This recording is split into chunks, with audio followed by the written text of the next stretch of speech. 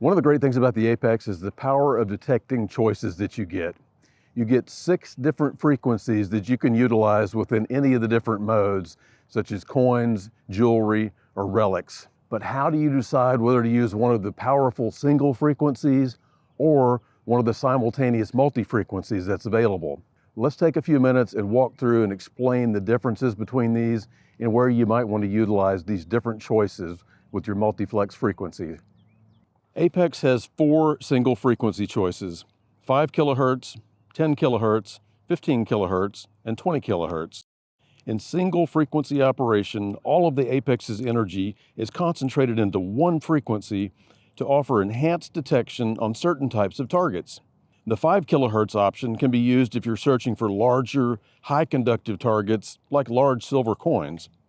With a higher frequency, 20 kilohertz, your Apex has enhanced detection on smaller, less conductive metals, such as small gold nuggets and thin hammered silver coins. For single frequency operation, 10 kilohertz and 15 kilohertz are great choices for good all-around performance on all types of targets. Single frequency operation may sometimes offer quieter operation than multi-frequency when you're in a noisy environment with high EMI or electrical interference. Apex also has 2 simultaneous multi-frequency operating platforms. In each of these, there are a combination of frequencies being transmitted, received, and processed all at the same time.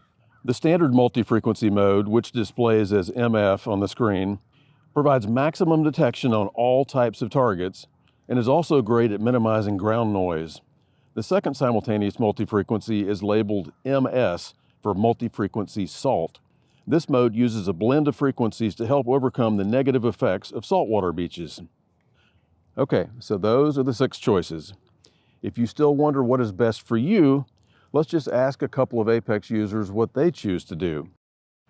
Okay, recently I was out at a home site that had a dog fence. The dog fence was causing all kinds of interference with everybody's machines. But luckily I had the Apex. And with the Apex, I was able to drop to a different frequency and then switch through the channels.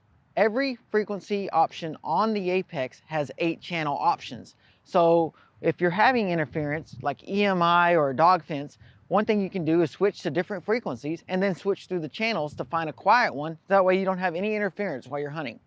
I personally like to hunt with the multi-frequency. I do a lot of parks. I hunt in 0 disc so I can hear all the targets, and with the multi-frequency I can hear the different conductivities of all the different kinds of materials that I'm finding.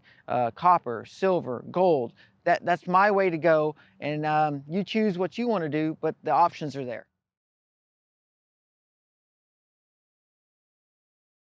Me personally, based on my beach in North Carolina, when I have used it, I've used multi-frequency, I've used 0 mode, and I've just discriminated out a little bit of the lower iron signals.